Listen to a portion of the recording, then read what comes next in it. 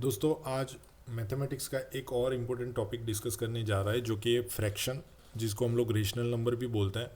तो पहले तो जानने की कोशिश करते हैं कि फ्रैक्शन होता क्या है।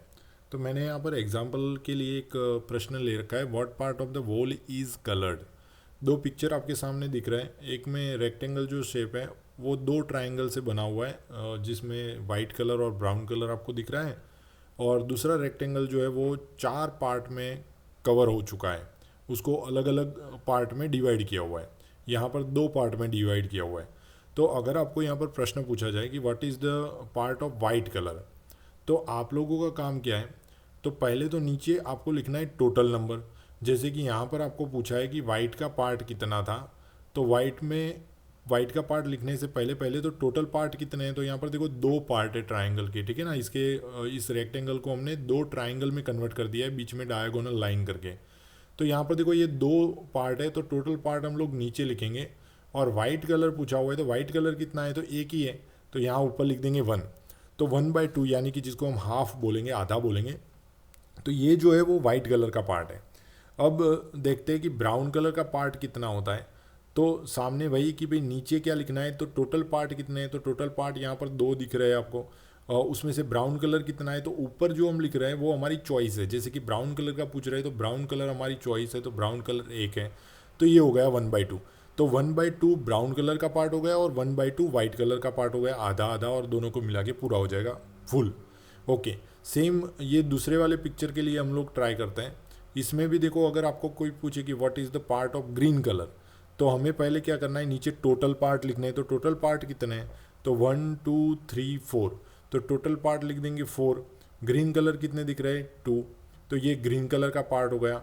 अगर आपको कोई पूछे कि भाई इस पिक्चर में वाइट कलर का पार्ट कितना है, तो वाइट कलर का पार्ट लिखने के लिए भी नीचे हमें कितने लिखने हैं, टोटल पार्ट लिखने हैं। तो टोटल पार्ट कितने हैं, 1 2 3 4। तो टोटल पार्ट हमने लिख दिए 4।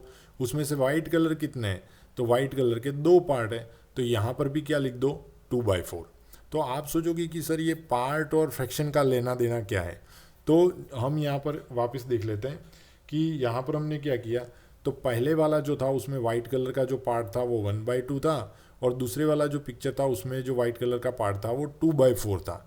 ठीक है, तो उसमें से एक एग्जाम्पल लेते हैं, 1/2। अब यहाँ पर देखो, तो ऊपर एक नंबर है, नीचे दूसरा कोई नंबर है। तो ऊपर वाला जो नंबर है उसको हम लोग फ्रैक्शन में बोलते हैं न्यूमेरेटर। ठीक है, ऊपर वाले नंबर को हम लोग बोलते हैं न्यूमेरेटर। और नीचे वाला जो नंबर है उस नंबर को हम लोग बोलते हैं डिनोमिनेटर। ठीक है, अगर हिंदी और गुजराती लैंग्वेज की बात की जाए तो ऊपर वाले नंबर को हम लोग बोलते हैं अंश, और नीचे वाला जो होता है उसको बोलते हैं छेद। ठीक है, तो ये न्यूमेरेटर और डिनोमिनेटर स्ट्रक्चर आपको दिख रहा है। तो इसी नंबर को, मतलब ऊपर न्यूमेरेटर लिखा हो नीचे डिनोमिनेटर लिखा हो, या फिर ऊपर p और नीचे q जो कि कभी जीरो नहीं होगा। ठीक है, q कभी भी जीरो नहीं होगा।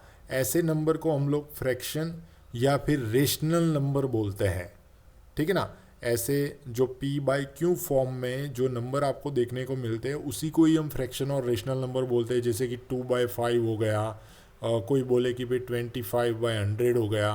तो ये जितने भी नंबर हैं उसमें न्यूमेरेटर और डिनोमिनेटर से ही हमें पता चलता है कि ये जो फॉर्म है वो हमें फ्रैक्शन या रेशनल नंबर शो कर रहा है। और न्यूमेरेटर और डिनोमिनेटर की कंडीशन से हम लोग फ्रैक्शन को, रेशनल नंबर को 7 टाइप्स में डिवाइड करेंगे, जिसके लिए मैंने नेक्स्ट वीडियो बना रखा है। तो ये वीडियो अगर आपको पसंद आए तो आपके दोस्तों के साथ ज़रूर शेयर कीजिएगा। और जो ये फ्रैक्शंस के टाइप्स, जो 7 टाइप्स है, उसका वीडियो देखकर भी आप अपना नॉलेज बढ़ाइएगा। धन्यवाद।